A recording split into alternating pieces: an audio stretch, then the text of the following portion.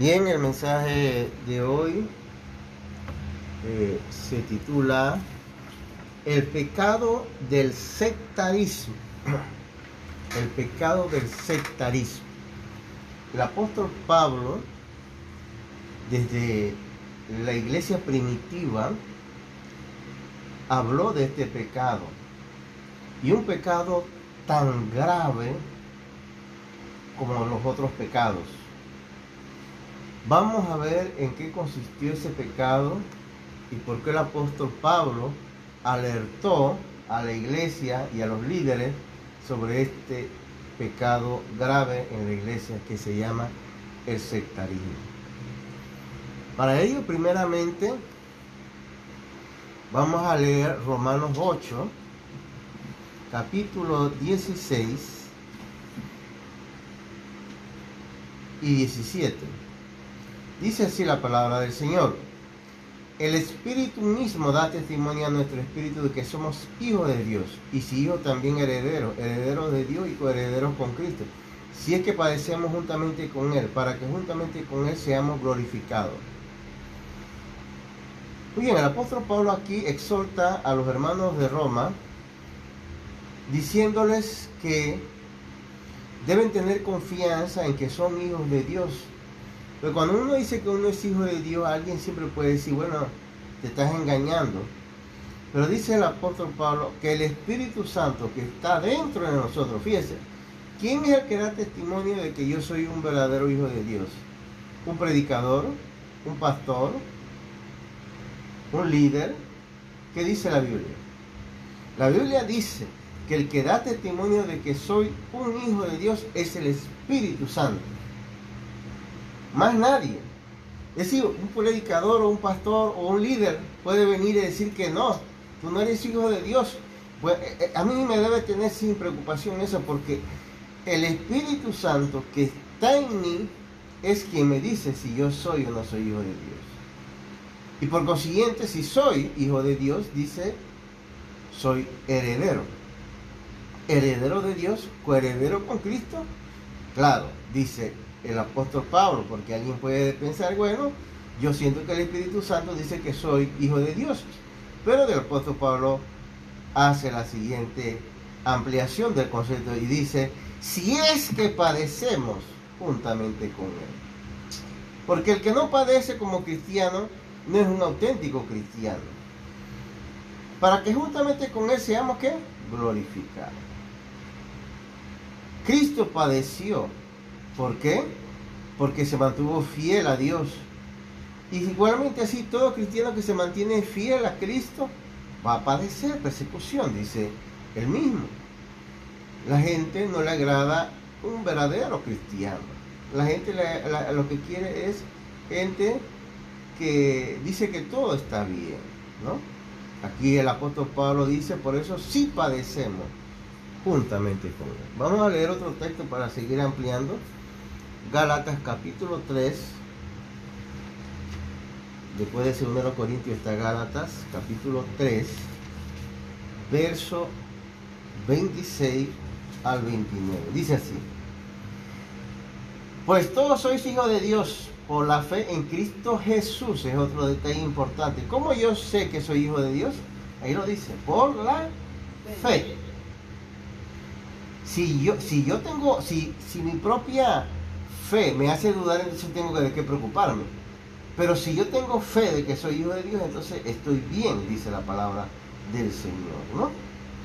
Porque todos los que habéis sido bautizados en Cristo, de Cristo estáis revestidos, dice. Entonces, una de las cosas que me hace confiar en que yo soy hijo de Dios es que yo tengo fe y de que yo he sido bautizado en Cristo Jesús, ¿no? Porque todos los que habéis sido bautizados en Cristo, de Cristo estéis revestidos. No, ya no hay griego ni judío, no hay judío ni griego, no hay esclavo ni libre, no hay varón ni mujer, porque todos sois uno en Cristo Jesús. Y si vosotros sois de Cristo, ciertamente linaje de Abraham sois y herederos según la promesa. Aquí otro texto importante es que, con el cual ya estamos entrando en tema de lo que es el divisionismo, dice, no hay judío ni griego, No hay esclavo ni libre, no hay varón ni mujer. Pablo usa esta frase que en el contexto del primer siglo eran entendidos, porque las frases judío, griego, esclavo, libre, hombre o mujer eran expresiones que significaban ¿qué? División, ¿sí?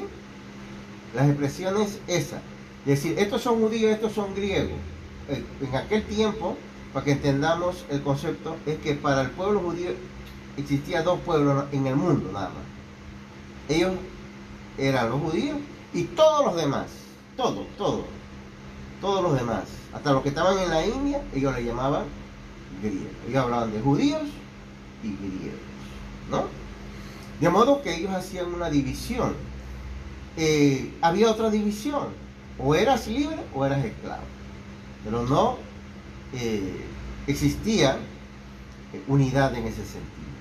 Igualmente, ellos, quizás no lo veamos así, pero en aquellos tiempos de Jesús, una cosa era ser varón y otra cosa era ser mujer. La mujer era considerada un asunto de quinta categoría. Por consiguiente, había una clara división entonces cuando se hablaba de varón y de mujer.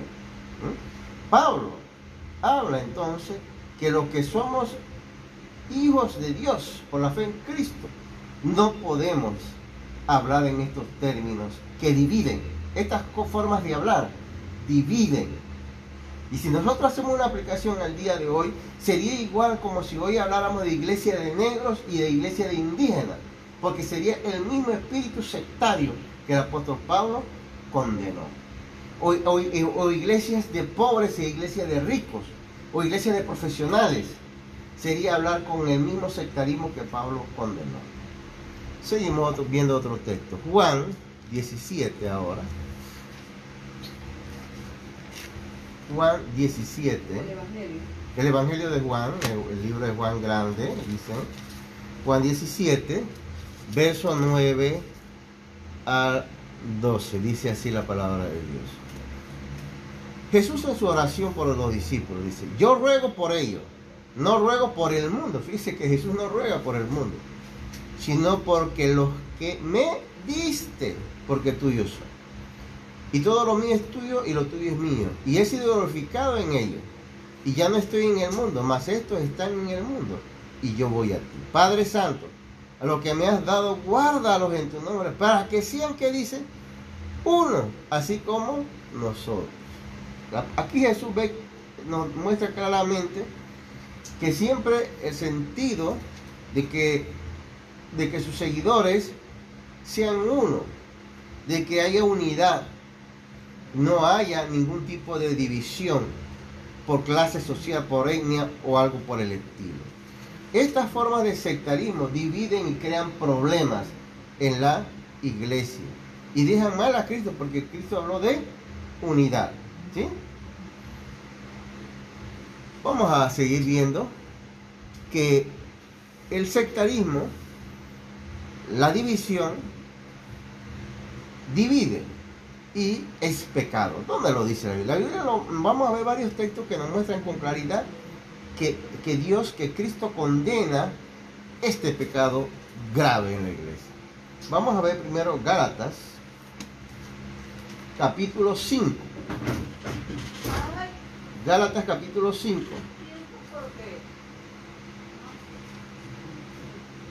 Gálatas 5, verso 20.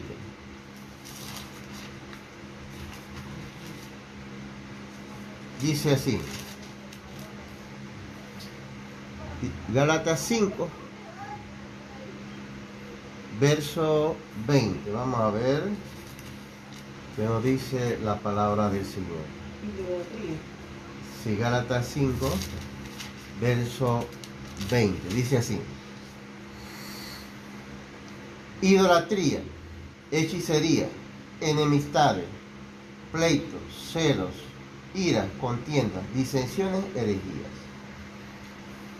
Ahí claramente el apóstol Pablo condena la división, el sectarismo. Cuando dice en esta parte enemistades, pleitos, celos, ira, contienda, disensiones, tiene que ver con división, con sectarismo, dice otra versión bíblica, herejías. Entonces, el apóstol Pablo no solamente habla de fornicación y adulterio, como algunos nada más se centran por ahí, o en idolatría, o en brujería. El apóstol Pablo aquí habla de la división como pecado. Y fíjese lo que dice al final del capítulo 21. Dice, acerca de los cuales os amonesto, como ya os he dicho antes, que los que practican tales cosas no heredarán el reino de Dios. El divisionista, el sectario, no heredará el reino de Dios. Puede ser que algunos se sientan cómodos o especiales con la actitud sectaria. ¿Por qué? Porque el sectario primero asegura que tiene la verdad. La conducta sectaria es así.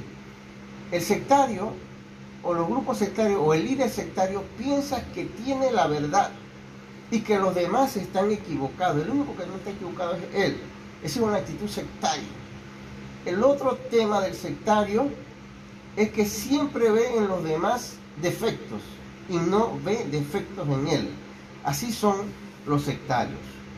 El sectario se siente especial y ve que los demás lo subestiman, lo ve como lo peor. Así es la actitud de sectario. ¿Será cierto lo que estoy señalando? Vamos a ver algunos ejemplos bíblicos de personas que el apóstol Pablo y Juan condenaron por su conducta sectaria. Vamos a ver dos casos. Primero a los Corintios, capítulo 1. Primero a los Corintios, capítulo 1.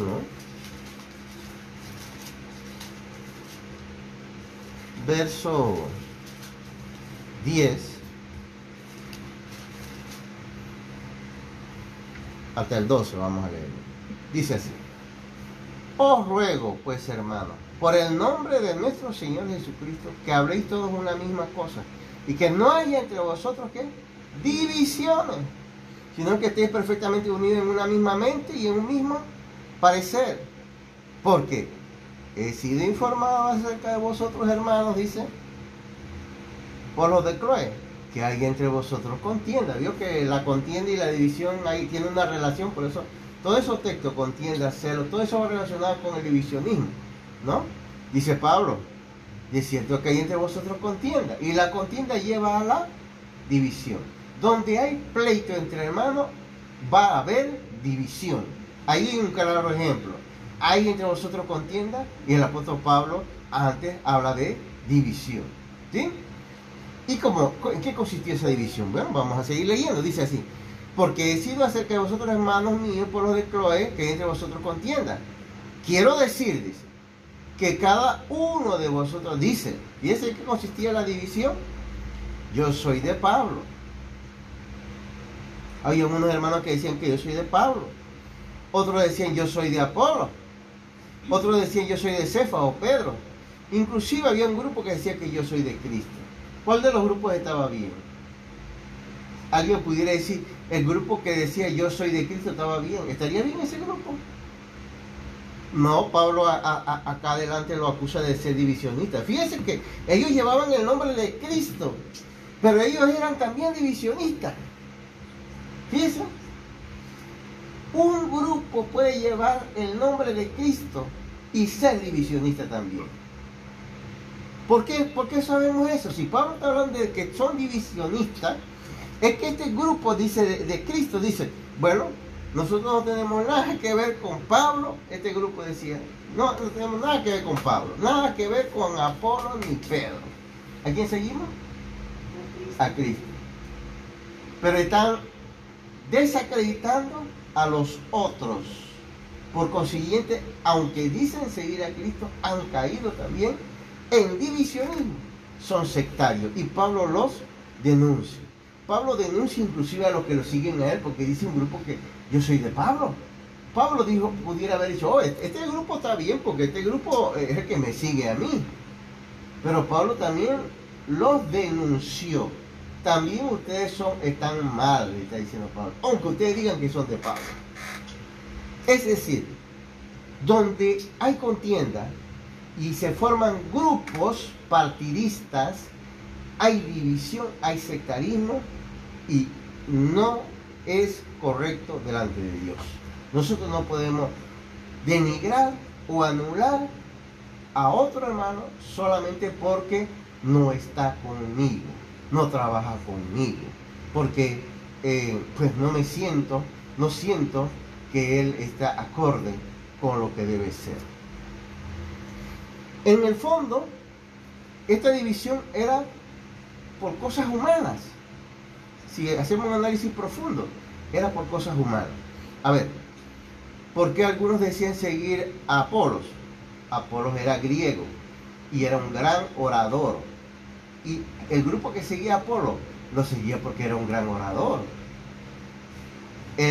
Otro grupo seguía a Pablo, que no era un gran orador, pero era un hombre muy intelectual. El que seguía a Pedro lo seguía probablemente porque era uno que caminó con los apóstoles, uno de los principales que caminó con Cristo. Y decía, no, yo sigo a Pedro porque Pedro estuvo ahí en la buena y en la mala con Cristo, ¿no? Y otro decía, ninguno de ellos, nosotros vamos con Cristo.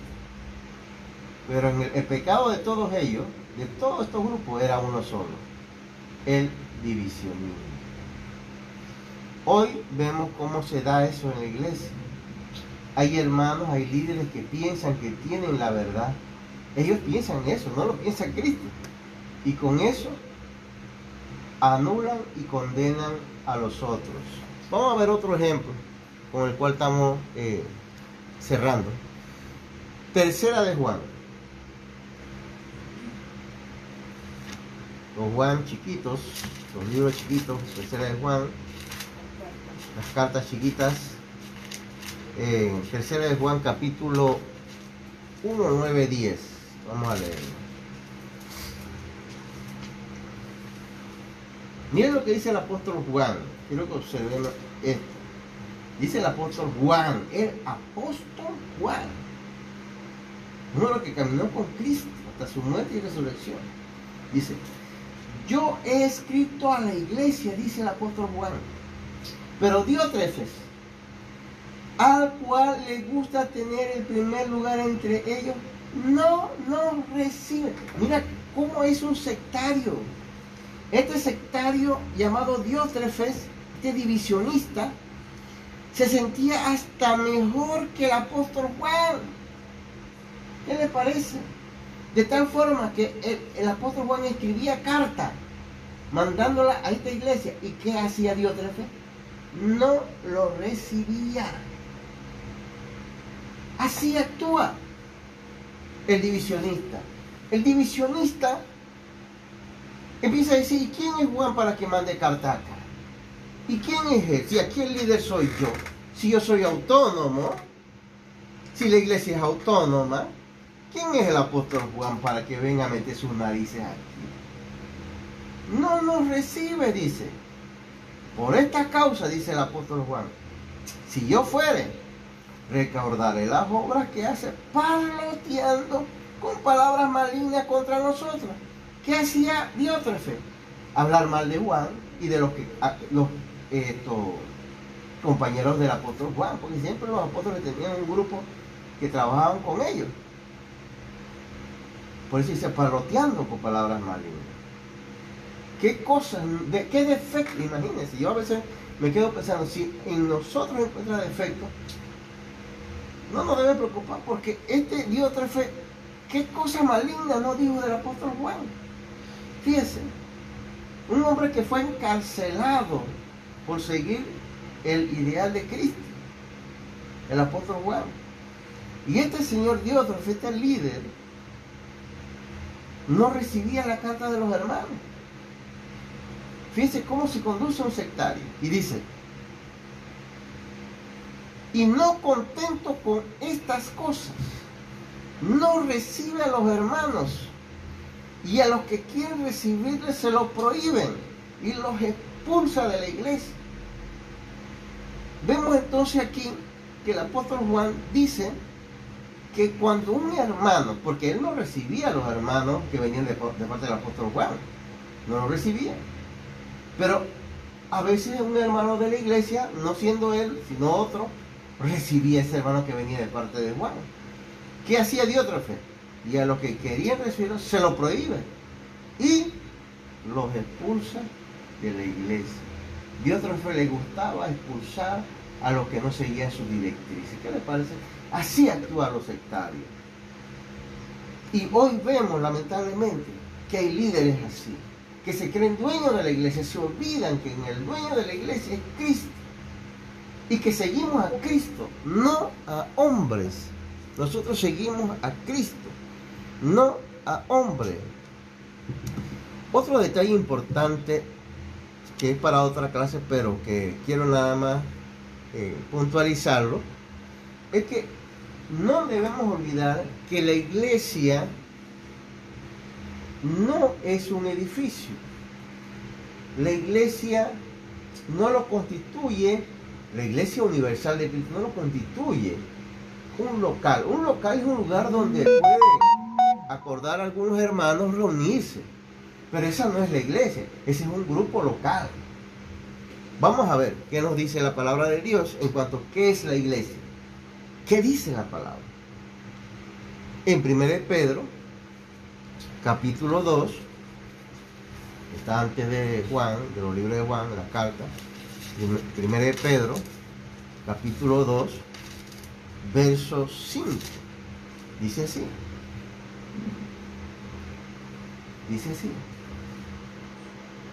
Vosotros también, se refiere a nosotros, los hermanos, como piedras vivas, sed edificados como casa espiritual y sacerdocio santo, para ofrecer sacrificios espirituales aceptables a Dios por medio de Jesucristo. La iglesia es una casa espiritual. Ojo a esto. La iglesia es una casa espiritual. No es una casa física de personas.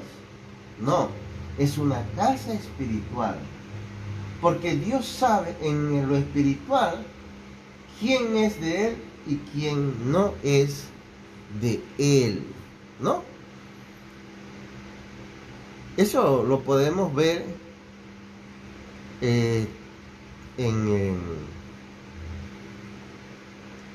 lo podemos ver en Mateo 18:20, por ejemplo. Vamos a leer este último texto. Mateo 18:20. Dice así la palabra de Dios. Dice así: porque donde están 2 o 3 congregados en mi nombre, esto es apela a lo espiritual, allí estoy yo en medio de ellos. Entonces la iglesia es espiritual. La iglesia es una casa espiritual. Los que piensan que es un edificio con los hermanos dentro se están equivocando, porque hay muchas cosas que identifican a la iglesia. No solamente podemos ver un texto más para ayudarnos en Juan 10, el libro de Juan, el Evangelio de Juan 10, nos dice también lo siguiente. 10, capítulo 10, verso 14. Dice así: yo soy el buen pastor. Fíjese, casa espiritual. Yo soy el buen pastor y conozco mis ovejas. ¿Quién debe conocer a los verdaderos cristianos? El pastor, el predicador, el líder. No, yo no me preocupo por eso dice aquí la Biblia: yo soy el buen pastor, dice Jesús, y conozco mis ovejas. Cristo sabe quiénes son sus ovejas, los que pertenecen a la casa espiritual. Y hay otro detalle: las mías, las ovejas verdaderas, conocen a Cristo. Por eso es casa espiritual. Porque en una congregación local probablemente nada más haya 2 ovejas. ¿Y los demás qué son? Cabritos. Porque si vemos el caso de la lección de Mateo, dice que a la izquierda puso ¿qué? Los cabritos. Y a la derecha, las ovejas. En la iglesia, o hay ovejas o hay cabritos. ¿Quiénes son los cabritos? Los que hacen lo que quieren. Todo el mundo, pues, Jesús tomó la figura del cabrito porque el cabrito siempre está haciendo lo que quiere, travesura, ¿no? En el campo. Entonces, dice Jesús que Él conoce las ovejas. Porque en la iglesia todos somos hermanos y cristianos. Pero Dios sabe quiénes son las ovejas. Él es el pastor. Y Él sabe quiénes son cabritos y están en la iglesia, ¿no? Los cabritos son los que no se dejan pastorear, sino que hacen ellos lo que quieren. Seguimos leyendo en este mismo libro, ahora 27 y 28 para seguir. Dice, ¿cómo sabemos que hablamos de las ovejas que obedecen y los cabritos que no? Dice, mis ovejas oyen mi voz, dice. Esa es la diferencia. El que es oveja oye la voz. El que no es oveja, sino es cabrito, no oye la voz. Y yo la conozco y me sigue. El que es oveja sigue a Cristo. El que no es oveja, sino cabrito, no sigue a Cristo. Él se sigue a sí mismo. Dice, y yo les doy vida eterna y no perecerán jamás, ni nadie las arrebatará de mi mano. Por eso es que Cristo habla a través del apóstol Juan de que la iglesia es una casa espiritual. ¿Por qué? Porque el pastor sabe quiénes son sus ovejas y quiénes son cabritos. Los cabritos no son de Cristo. Que Dios le bendiga. Bien, vamos a